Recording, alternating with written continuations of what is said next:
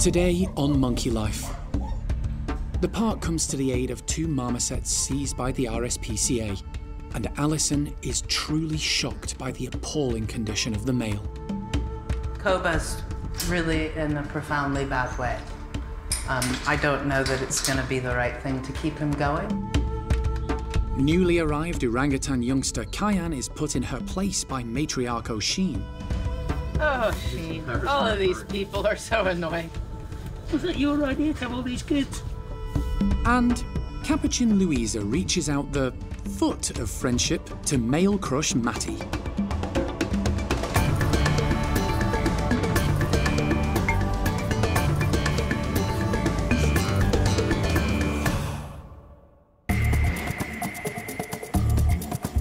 Monkey World in Dorset, buried deep in the English countryside, is the largest sanctuary of its kind on the planet. The team, led by Dr. Alison Cronin, rescue and rehabilitate abused and unwanted primates from all over the world. You just never know how it's going to work. The park provides a home for more than 260 primates from 25 different species.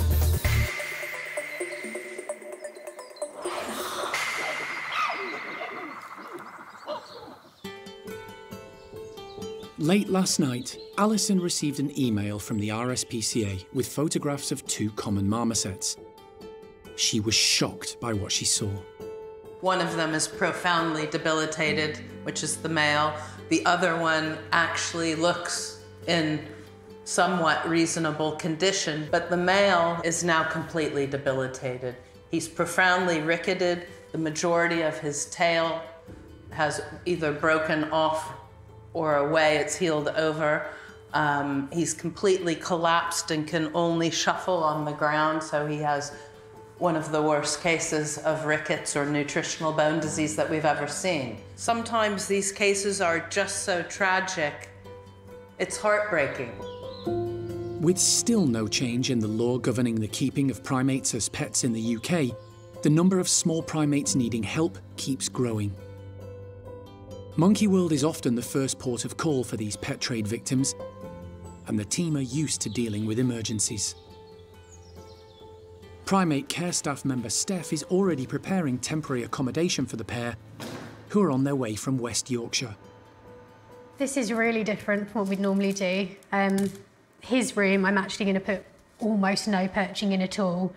We don't want to encourage him to get up off the ground until we know that he can. If he looks like in the photos that his back legs are pretty seized up, so until he's got better mobility, you kind of want him staying low so you know he's not going to fall and damage himself. The 2 marmosets have been on the RSPCA's watch list for more than 3 months, after being discovered living at a home in poor conditions. A local vet examined them and recommended improvements. But when the RSPCA returned a few weeks later, the male's condition had deteriorated even further. He deserves a chance. You can see his legs are totally seized up. That's her. She's been taking the lion's share, assuming it is a girl. And I think he just can't move. Oh. Yeah. And he's Skeletor. Shameful. He looks awful. Yeah. I'm not sure that this is going to be a good or pleasant case, but I worst think case, we can peacefully help him go instead of suffer on. Yeah, correct. If the male, named Koba, is to survive, he's going to need an enormous amount of help and care, along with therapeutic doses of vitamin D for his bones. But even that might not be enough. It's late in the evening when the RSPCA finally arrive at the park with Koba and the female, Lola. You're right. Long drive. Okay. The pair are taken straight to the park's hospital, where temporary bedrooms have been prepared. The condition of the male will need to be assessed before the pair can be moved into one of the marmoset houses. Oh, goodness, look at you, little man. Such tiny ear tufts. Yeah, he looks knackered. Lola is first to emerge from the travel crate.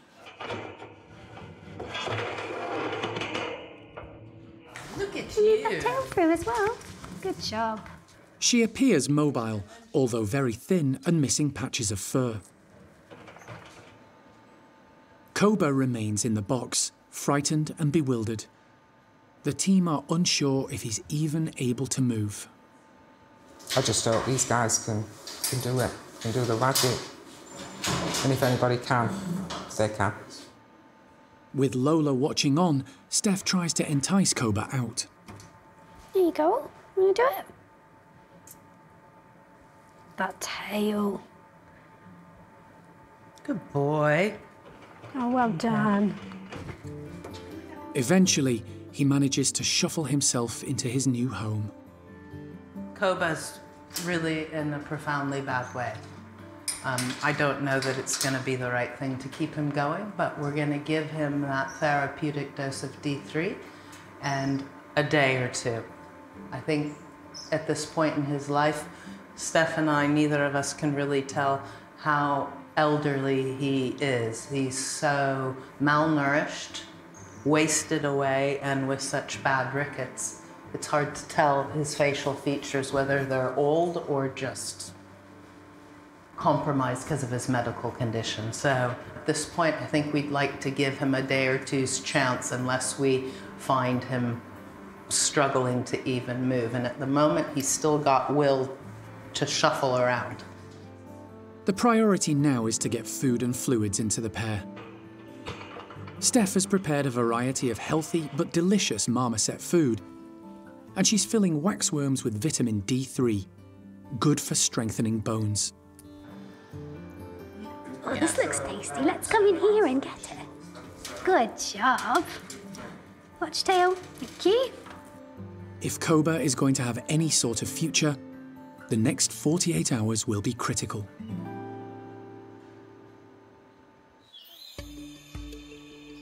It's been a busy few days for one of the park's other new arrivals.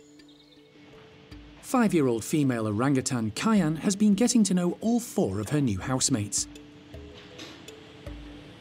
She's been introduced to each one individually, and so far, things are progressing well. You can never predict how these things go. Sometimes they go brilliantly and go really, really fast. Sometimes they're very long-winded and take a very, very long time to sort out. This one, very pleasantly, has been really good so far. We've had no negative behaviour really as such at all to worry about.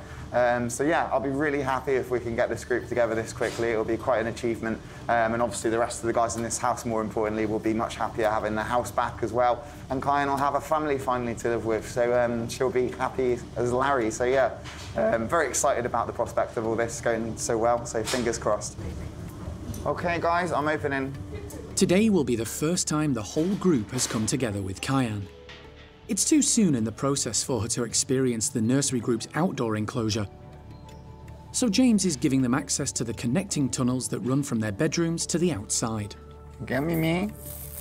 Go Rika. With the girls all lined up, he tries out a cooperative drinking session.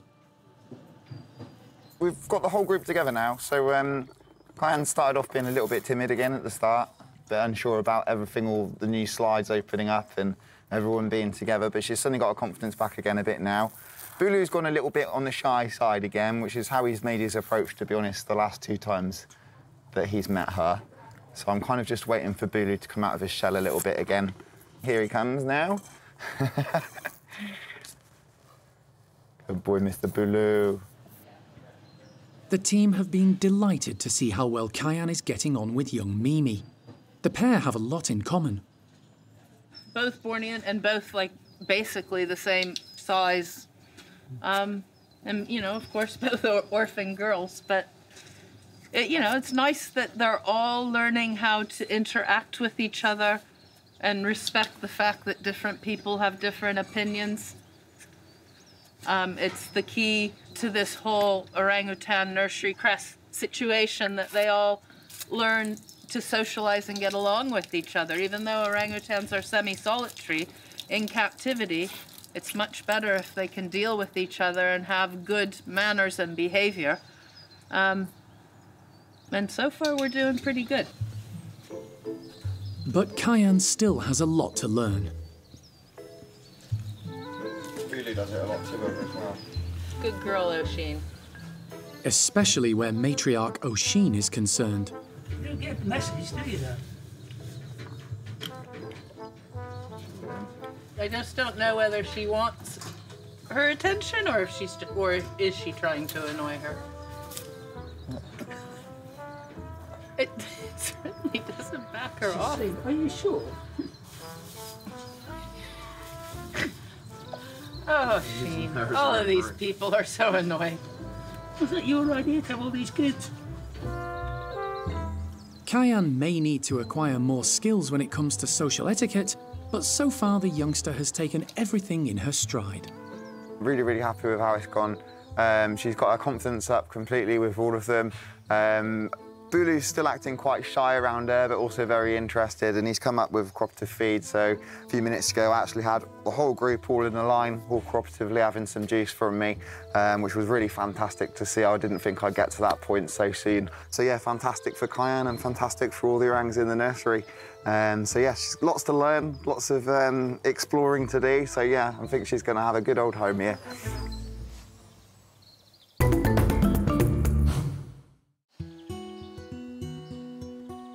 It's been a few weeks since capuchin Louisa arrived at the park, underweight and missing part of an arm.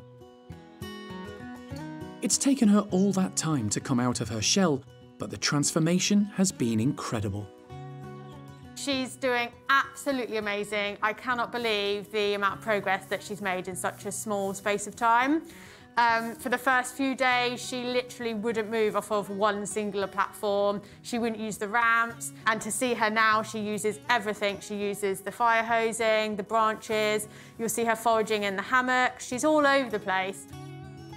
She's now living in Eriko's group and has met most of the troop.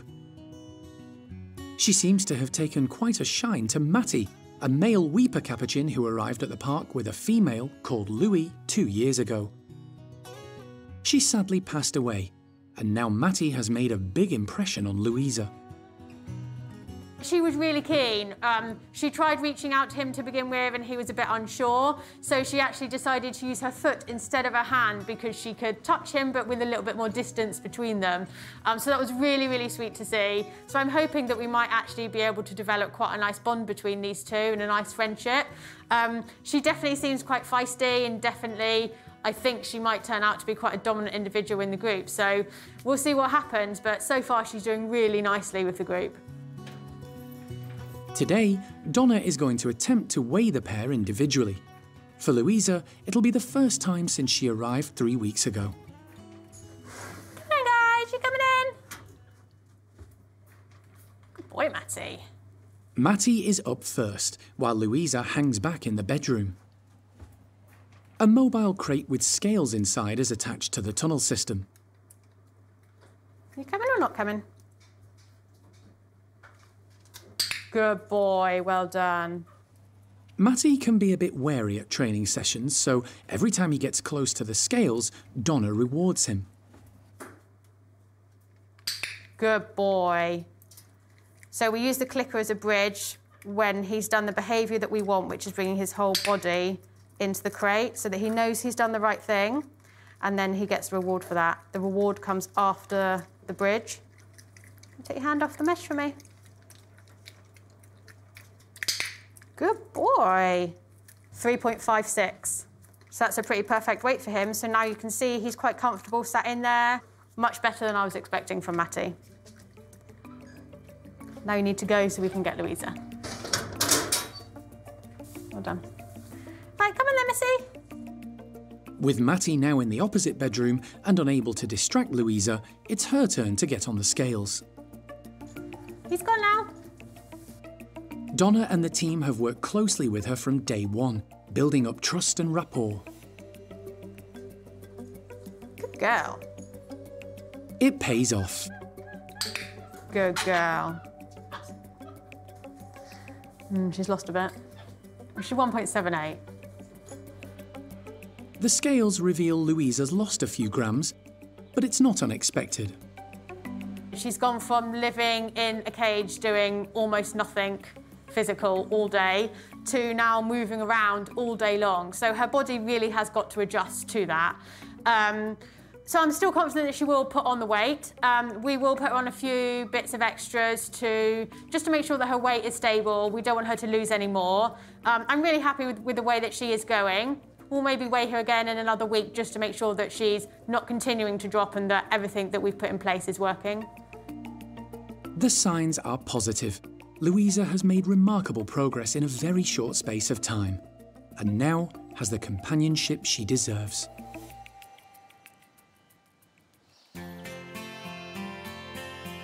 It's a glorious day and the chimps in Bart's group are all outside, finishing off their breakfast and relaxing. Apart from Eddie and her half-brother Bart, who were born at the park, they're now mainly in their 30s, with some just the other side of 40. The recent loss of Toprish, one of their youngest members, was a huge shock. It had an impact on many of the troop, particularly Bart. She was his favourite female. Everyone was just a bit uneasy, and then sadly we did have a bit of a cold and flu bug going around at the same time, so on top of losing a member of the group, they all felt rubbish as well. So yeah, it's been a bumpy few months with this lot. The loss of Toprish has had a knock-on effect for Argentine chimp Sasha too. She moved to the park a few months ago with her son Kangu. Because she was hampering his progress, the team decided to split them up and introduce them to separate groups. Kangu's now doing well in Brian's group, but Sasha's integration into Bart's larger troop of 16 has been slow progress. It does impact the group, and I think they haven't been as open as I think they otherwise would have been. So yeah, she's had to kind of ride the wave of everyone being a bit more standoffish, but she perseveres, like, you know, even when people are being mean to them, she still kind of holds her hand out and tries to be friendly. She doesn't react back. So yeah, I think she'll get there. It just might take a bit longer than we originally thought.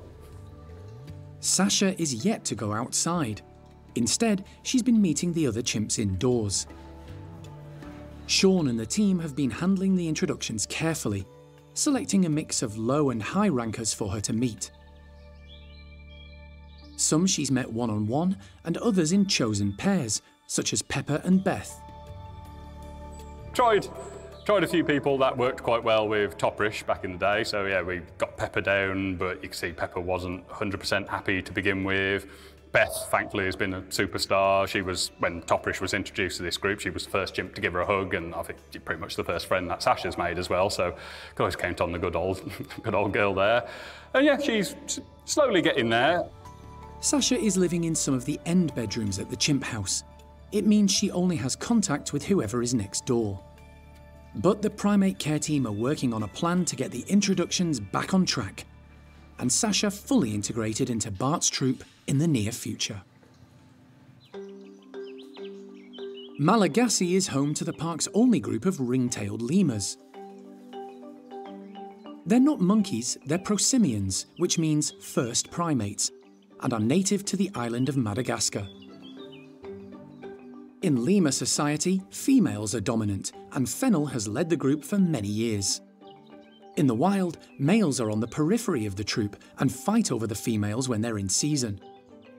In captivity, they tend to jockey for position more, which can put the group under strain.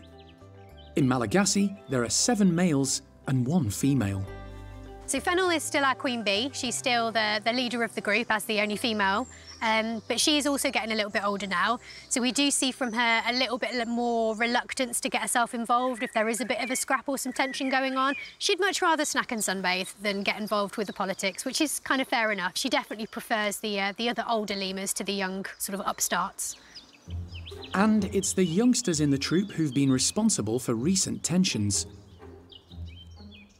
Twin brothers Kurt and Friedrich are a lot younger than the majority of their housemates, who, apart from Al, are mainly in their 20s.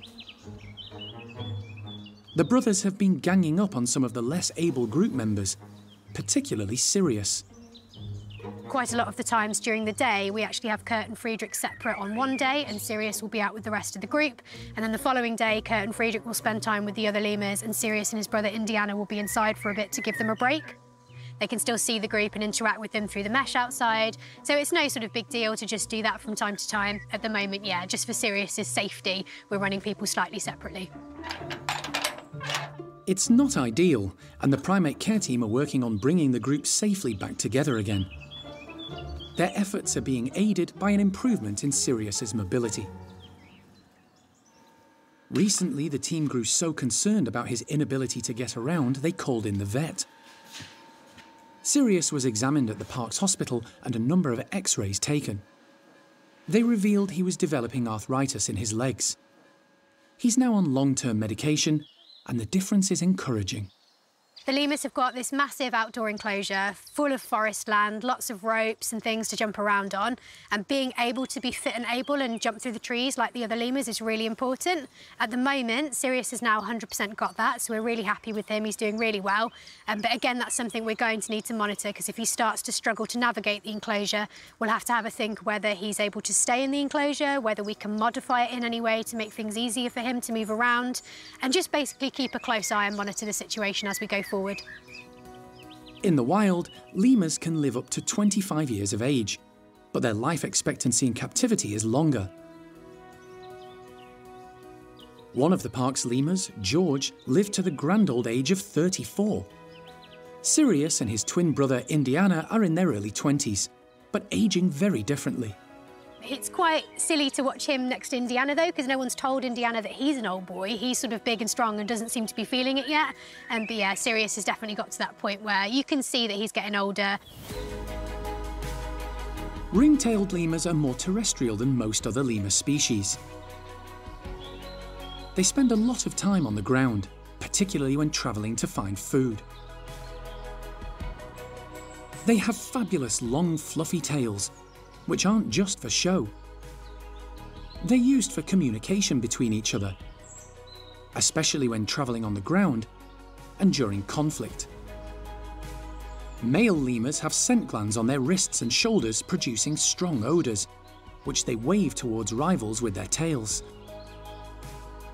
They're also useful as a counterbalance when high up in the tree canopy, helping them move around more easily. On chillier days, the lemurs form a huddle, wrapping their tails around each other to keep warm. And when they're in a relaxed mood, there's nothing better than coming together for a spot of sunbathing and a grooming session.